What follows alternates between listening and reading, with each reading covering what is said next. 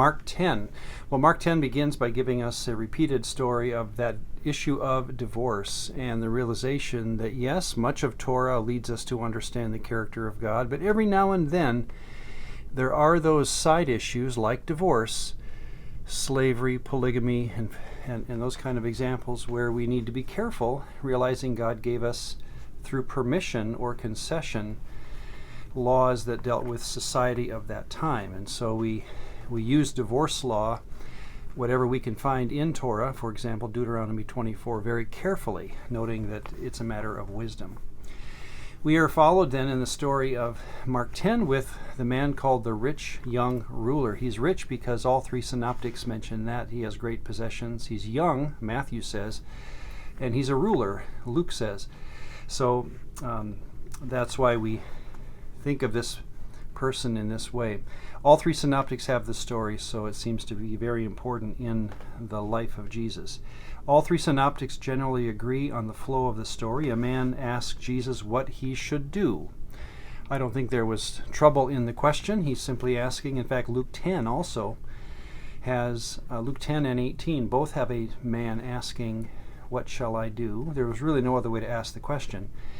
So I wouldn't worry about the activity or the verb choice here. What shall I do to obtain eternal life? He's simply asking a good question. And what Jesus will do is, after saying, by the way, there is none who is good except God, or why do you call me good? He's simply re-emphasizing, which we'll see throughout the rest of the New Testament, that when Jesus has a chance to declare the superiority of the Father, he does take that opportunity. But he says this, Jesus gives the answer, "You know the commandments. Do not commit adultery, do not murder, do not steal, do not bear false witness." It's as though he goes down the line of individual commandments of Torah, and he says, do this and you will live. And the question we've often wondered is, did Jesus give a good answer, or is he purposely giving a bad answer, something like that? Well, I would recommend something kind of in between. When the Pharisees heard that Jesus said this, I think they were pleased. I think they were saying, good, Jesus is on our side. Do the things that are in Torah, do these down to the letter, and you'll have eternal life. However, there were others, possibly righteous people in the crowd, that when he heard Jesus say, don't do this, and don't do this, what they thought of was different.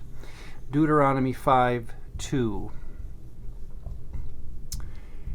leads the story of the giving of the Ten Commandments. The Lord our God made a covenant with us in Horeb. The idea that God and us as Jews, his people, we made a covenant, which then leads to, of course, Deuteronomy 5:7 and on, gives a list of the Ten Commandments. In other words, hearing this list of things to do just would have sounded different from this group to this group. This group would have thought, yes, that's what I do. I simply live out those specific issues that are bound up in the covenant that I have with my God. Those are loving things. They're not specific just to make me upset or to make life hard. No, this is the way I'm supposed to live. It's to help me be even more human.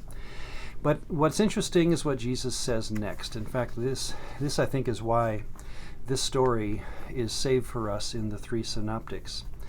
You, now notice where he goes with this. He goes to the person. You still lack one thing. Sell all that you have and give to the poor, and you will have treasure in heaven, and come follow me.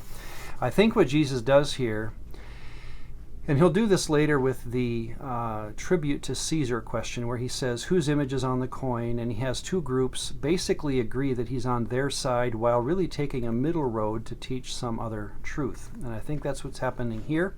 This is very Oriental in style, in teaching style, where you take a question, you pose it to two sides, you get them to both think that they're probably right, but then you take a third or a middle position.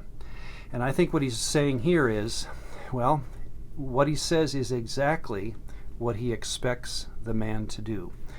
And here's where Jesus takes one side of this story very clearly. Does the Torah ever say you are to sell everything you have and give it to the poor? No. So if this side was listening, they would realize, I think they probably were obstinate, but if they were thinking carefully, they would realize what Jesus is asking here is not to go by Torah. There's nothing in Torah that says this. However, on the other hand, is this what living by loyalty would look like? The answer is absolutely yes. I think what Jesus, and well, this is why I think it's in our text. This is why this story was saved. A rich man came to Jesus asking how to obtain eternal life. And Jesus, by telling him to sell everything he had, was basically looking him in the eye saying, here's how loyalty works. I, speaking for God, as the agent of God on earth, I get to tell you exactly what to do. That's how loyalty works. Here's what I want you to do. Go home and sell everything you have, give it to the poor, and I'll take care of you the rest of your life. I'll handle the details, Jesus was saying. So, was Jesus asking this man to sell everything he had? I think he was. And he was doing this, and it's captured in our story because this is probably one of the best examples ever in Jesus' ministry where he was able, because of a question of a person, to explain how loyalty looks on an individual level. Well, of course, the question we leave with, could God still do this today? Does loyalty still work this way today?